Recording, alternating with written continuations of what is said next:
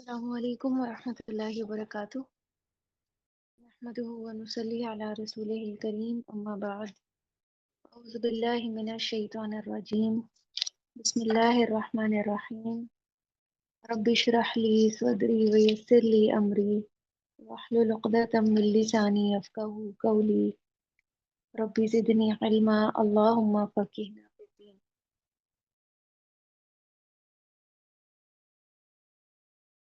مرکبات کسے کہتے ہیں؟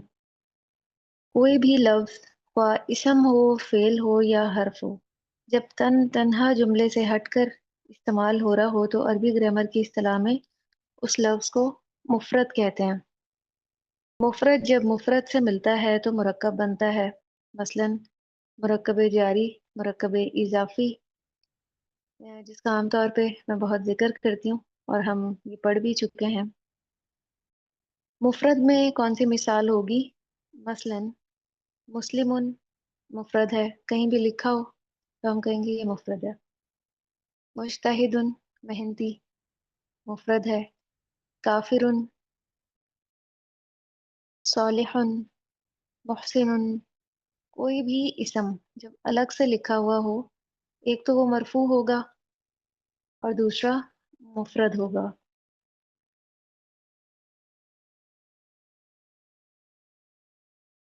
اور اس کی ادائیگی کس طرح سے ہوگی؟ مرفوع ہوگی، لیکن کبھی وہ منصرف ہو سکتا ہے وہ اسم، کبھی وہ غیر منصرف ہو سکتا ہے۔ منصرف تینوں حالتوں کو قبول کرتا ہے، اعرابی حالتوں کو، اور اس کے اوپر پیش تنوین آتی ہے تو اس کے اوپر ہم تنوین ہی لگائیں گے، جیسے میں نے ابھی جو مثالیں دی، مسلم، کافر، مجتہد، صالح، کبیر، صغیر، یہ ساری مثالیں منصرف اسماء کی ہیں۔ غیر منصرف اسماء جو دو اعرابی حالتوں میں نظر آتے ہیں، حالت جر میں وہ زیر قبول نہیں کرتے، ان کے اوپر زبر ہی آتی ہے، اور ان کے اوپر تنوین نہیں آتی بلکہ ایک ہی حرکت آتی ہے۔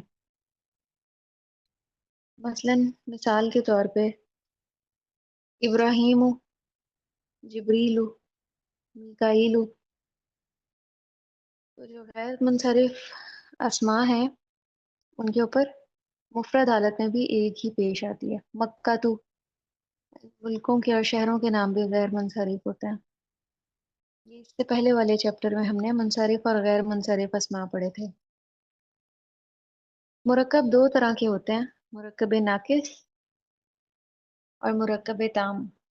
مرکب ناقص دو یا دو سے زائد الفاظ کا ایسا مرکب جس سے بات پوری نہ ہو مرکب ناقص کہلاتا ہے، اور مرکب ناقص میں ہی یہ سارے مرکبات آ جاتے ہیں۔ مرکب توصیفی جس میں پہلا ہے اچھا لڑکا۔ مرکب توصیفی میں کسی چیز کی صفت بیان کی جا رہی ہوتی ہے، جیسے ولد کریم۔ پھر اس کے بعد ہے مرکب اشاری، مثال کے طور پہ یہ کتاب، مرکب اشاری، حاذ الکتاب یا ذالک الکتاب۔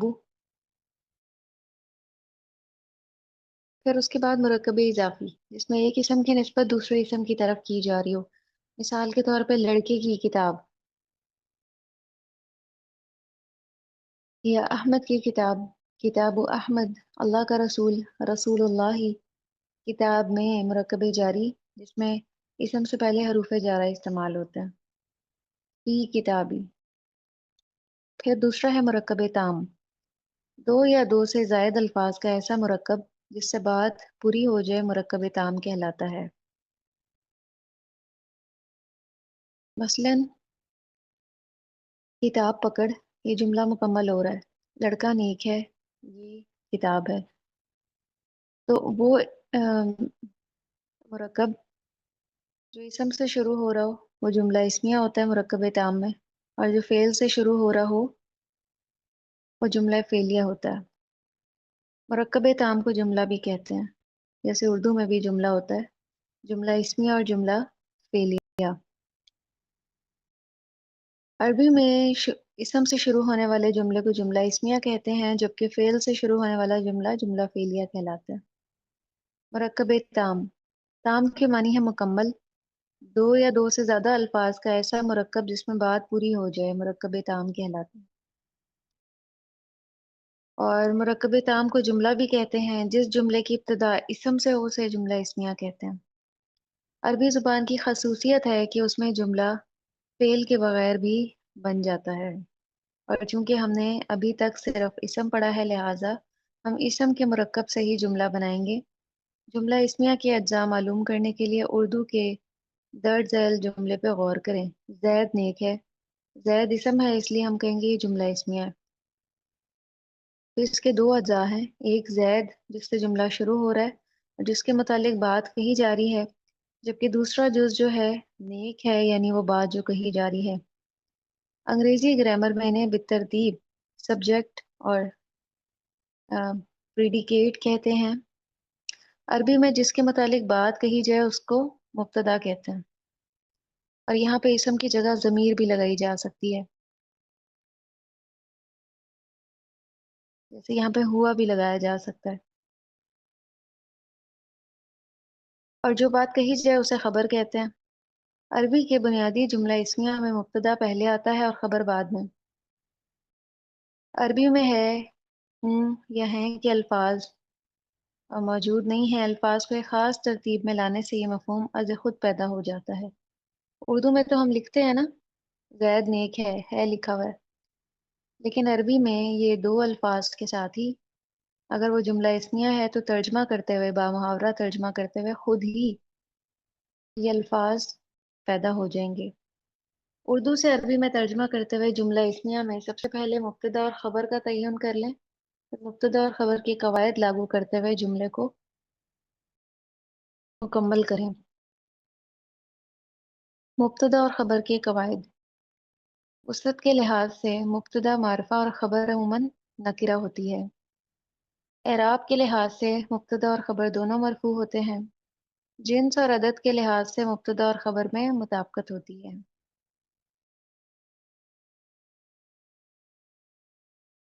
مندرجہ والا باتوں کا خیال رکھتے ہوئے زید نیک ہے کا ترجمہ کریں۔ زید صالح۔ اسی طرح حامد سچا ہے، حامد صادق۔ محمود استاد ہے، محمود معلم۔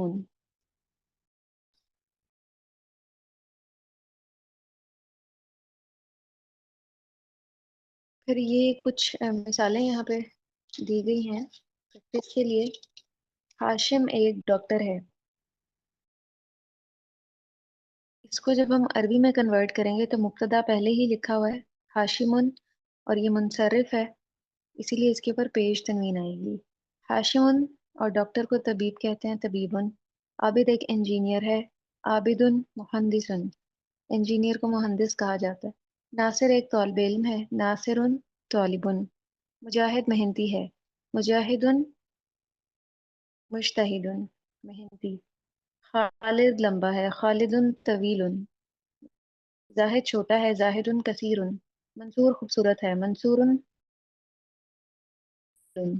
شاہد کھڑا ہوا ہے، شاہد واقف۔ مظہر بیٹھا ہوا ہے، مظہر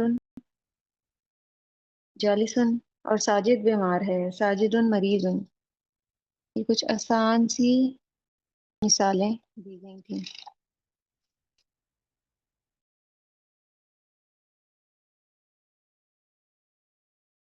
اب آج کی آیات کا ہم جائزہ کر لیتے ہیں، آیت نمبر 63 سے۔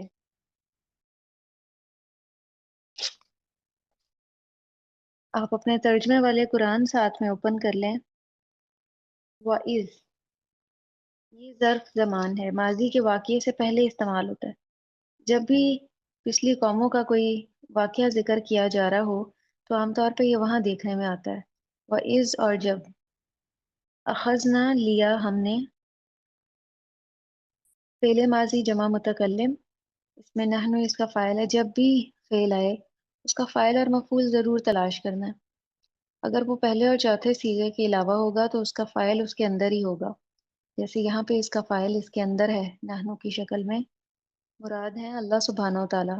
اللہ سبحانہ و تعالیٰ نے ان سے پختہ عہد لیا تھا۔ میثاقکم، پکا عہد تم سے۔ یہاں پہ دیکھیں کہ دو مفرد آپس میں مل رہے ہیں، میثاقہ اور ساتھ میں کم ضمیر۔ ضمائر بھی اسم ہی ہوتے ہیں۔ یہ مرکب اضافی ہے، تو ہم کہیں گے کہ یہ کون سا مرکب ہے ان دونوں میں سے جو آج ہم نے پڑھے؟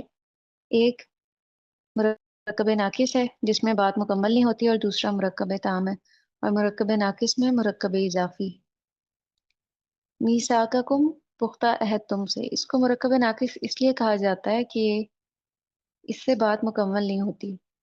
پختہ عہد تم سے آپ کیا سمجھیں گے؟ کیونکہ یہاں پہ فائل بھی مسنگ ہے اور فعل بھی مسنگ ہے، جملے کے جو اجزاء ہیں وہ مکمل نہیں ہو رہے۔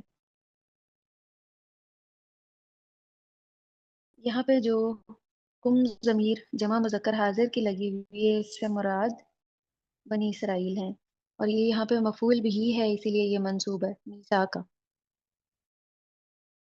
اس کا محاورہ ترجمہ کیسے ہوگا؟ یہ ایک جملہ تھا، وہ اور اس جب، نحنو ہم نے، کم تمہارا، میثاق پختہ عہد، اخذ اخذہ لیا، یہ اس کا محاورہ ترجمہ ہوگا، اور جب ہم نے تمہارا پختہ عہد لیا۔ یہ چونکہ فعل سے شروع ہو رہا ہے تو ہم کہیں گے یہ جملہ فعلیہ تھا۔ پھر آگے واو حرف عطف کے ساتھ ایک دوسرا جملہ شروع ہو رہا ہے۔ اردو میں بھی جیسے ہم واو بول کے کئی جملے ملا دیتے ہیں۔ احمد صبح سویرے اٹھتا ہے، وہ اپنا بیگ تیار کرتا ہے، اسکول کے کپڑے پہنتا ہے، یونیفارم پہنتا ہے، اسکول کے لیے روانہ ہو جاتا ہے، ام، اور وہ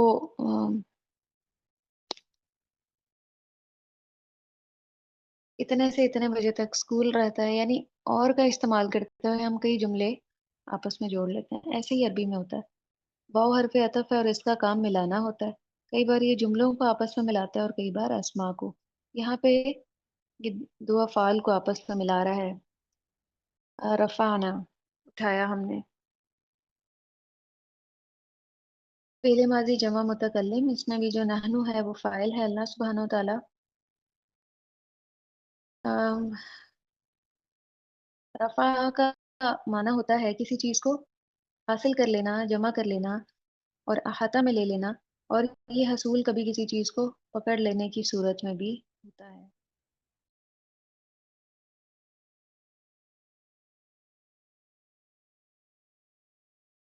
فوقکم،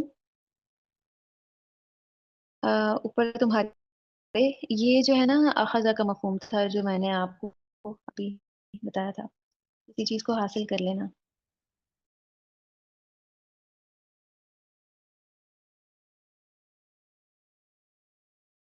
فوقکم، فوقکم بھی یہاں پہ مرکب حالت میں ہے، مرکب اضافی ہے، اوپر تمہارے، یہ مضاف و مضاف الیہ ہے۔ کم ضمیر جمع مذکر حاضر کی لگی ہوئی ہے، مراد ہے بنی اسرائیل۔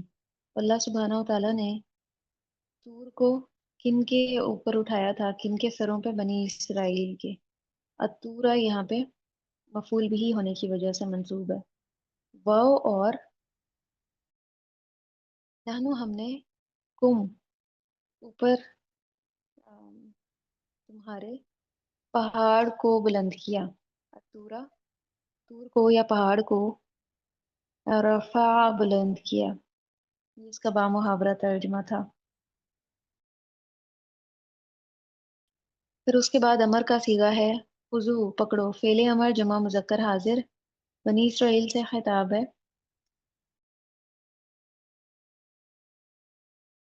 اور ما جو ہے یہاں پہ مفعول بھی ہے، اس کے اوپر فعل واقع ہو رہا ہے، فائل کا فعل واقع ہو رہا ہے۔ ما مفعول بھی آتی ناکم، دیا ہم نے تم کو۔ اس میں دیکھیں آتی، دیا نہ ہم نے کم تمہیں، فائل بھی ہمیں نظر آ رہا ہے اور مفعول بھی نظر آ رہا ہے۔ فعل ماضی جمع متکلم، اس میں نحنو جو ہے وہ فاعل ہے، اللہ سبحانہ و تعالیٰ۔ کم ضمیر جمع مذکر حاضر کی جو لگی ہوئی ہے مراد ہے بنی اسرائیل۔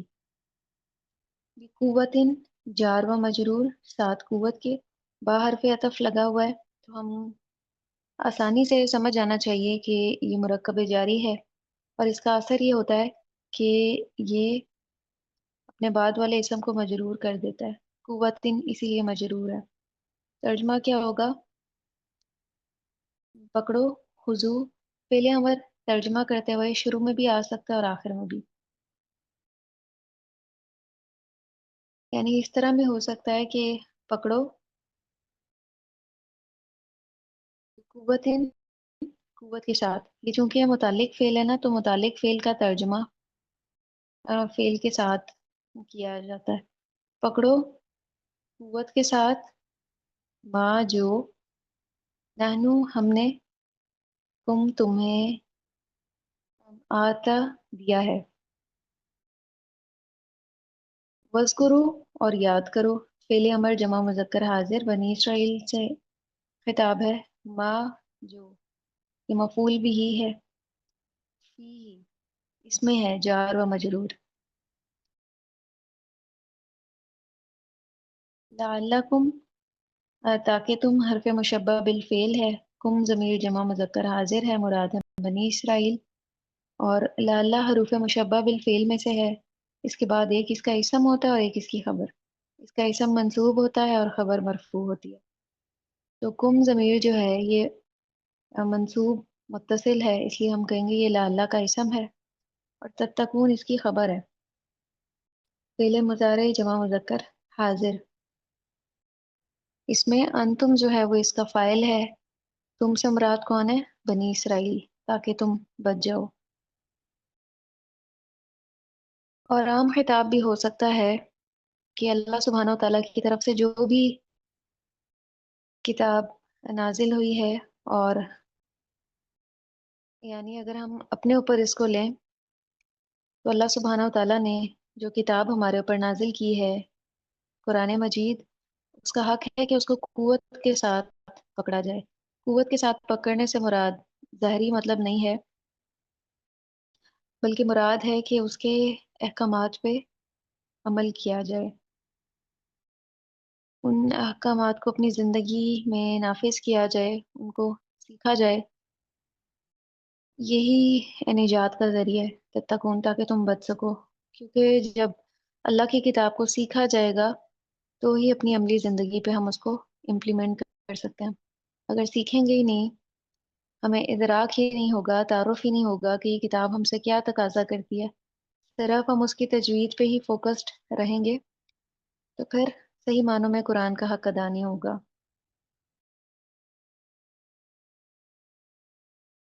ترجمہ کیسے ہوگا؟ واو اور ما جو فی اس میں ہے، اس کرو، اسے یاد کرو،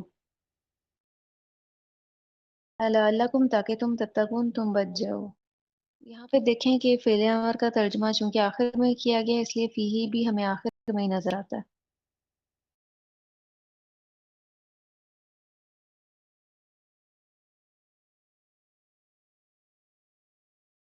آیت نمبر 64، ثم پھر حرف عطف ہے، تولیتم پھر گئے تم، فعل ماضی جمع مذکر حاضر، اس میں انتم جو ہے وہ فاعل ہے، بنی اسرائیل مراد ہے۔ من بعد ذالک، ذالک اسم اشارہ ہے، واحد مذکر کے لیے استعمال ہوتا ہے، یہ جار و مجرور ہو کے متعلق فعل ہے۔ ثم پھر، انتم تم، من بعد ذالک اس کے بعد، تولا پھر گئے، فلولا فا حرف عطف ہے، اور لو شرطیہ ہے اور لا نافیہ ہے۔ بس اگر نہ ہوتا فضل اللہ، فضل اللہ کا،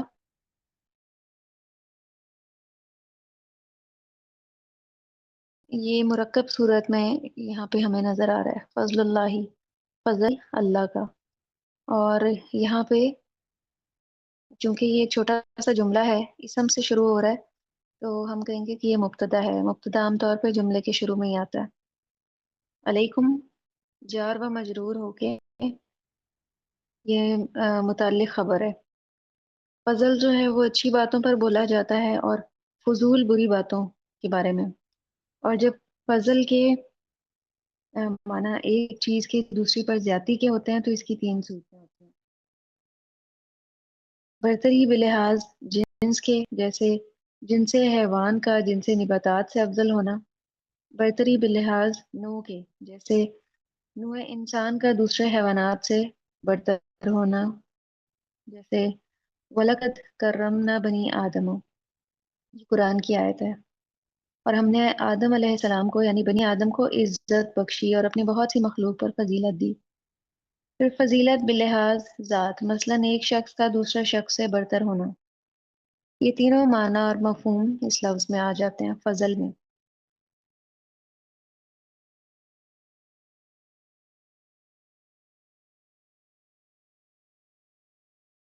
ورحمتہ، اس کا عطف فضل پہ ہی ہو رہا ہے، اور رحمت اس کی۔ پیچھے دیکھیں لفظ جلالہ اللہ لگا ہوا تھا، مفرد اس میں ظاہر کی صورت میں تھا، اور یہاں پہ رحمتہ میں جو مرکب اضافی ہے وہ ضمیر کی صورت میں ہے، وہ ضمیر کی صورت میں۔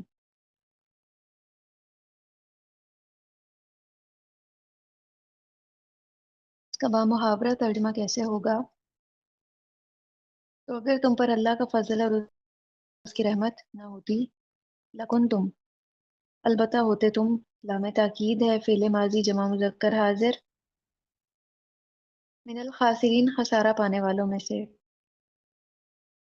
یہ جار و مجرور ہے، اور خاسرون واحد سے، جو کہ اسم فاعل کا وزن ہے، اسی لیے ترجمہ کس طرح سے کیا جا رہا ہے؟ خسارہ پانے والے، خاسرین۔ یہ اصل میں خاسرونہ تھا، ان کی وجہ سے یہ خاسرینہ ہو گیا۔ ہم نے جمع کی اعرابی حالت پڑھی تھی کہ جب مرفوع سے منصوب یا مجرور بنائی جاتی ہے تو واو نون کو یا نون سے بدل دیا جاتا ہے۔ ترجمہ کیسے ہوگا؟ لکنتم، تو یقیناً تم، من الخاسرین خسارہ پانے والوں میں سے ہوتے۔ کنتم جو ہے کانا یا کونو، یہ فعل ناقص ہے، اور یہ وہاں پہ استعمال ہوتا ہے جہاں ماضی میں کوئی کام مسلسل یعنی کنٹینیوسلی کیا جاتا تھا۔ تو اسی لیے ترجمے میں کیا آیا؟ تم خسارہ اٹھانے والوں میں سے ہوتے۔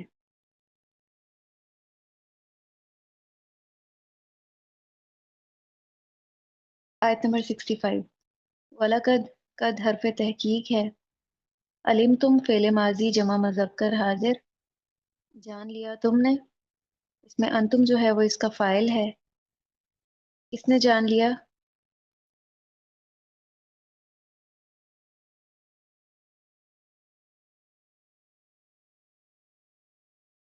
یہ جمع مذکر حاضر کا صیغہ ہے۔ اللہ زینہ اسم موصول اور مفعول بھی، ان کو جو اعتدو حد سے نکل گئے، فعل ماضی جمع مذکر غائب، اور اس میں ہم جو ہے وہ فاعل ہے، مراد ہے بنی اسرائیل۔ منکم، تم میں سے، یہ جار و مجرور ہو کے متعلق فعل ہے۔ کم ضمیر جمع مذکر حاضر کی ہے، بنی اسرائیل مراد ہے۔ پھر سبتی، ہفتے کے دن میں، یہ جار و مجرور ہے اور متعلق فعل ہے۔ اور بلا شبہ یقیناً تم ان لوگوں کو جان چکے جو تم میں سے ہفتے کے دن میں حد سے گزر گئے۔ فَقُلْنَا، فا حرف عطف ہے، فعل ماضی جمع متکلم، نحنو اس میں فاعل ہے، مراد ہے بنی اسرائیل، کہا ہم نے، لہم ان سے، لا حرف عطف ہے، حرف جار ہے، ان سے، یہ متعلق فعل ہے۔ کونو، فعل امر جمع مذکر حاضر، کون ہو جاؤ، بنی اسرائیل، قردۃً، بندر۔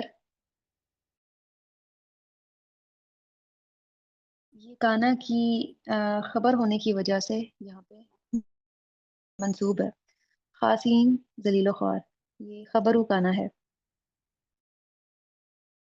یہ بھی منصوب بھی ہے، ہمیں یہ نون سے پتہ چل رہا ہے۔ تو ہم نے ان سے کہا ذلیل بندر بن جاؤ۔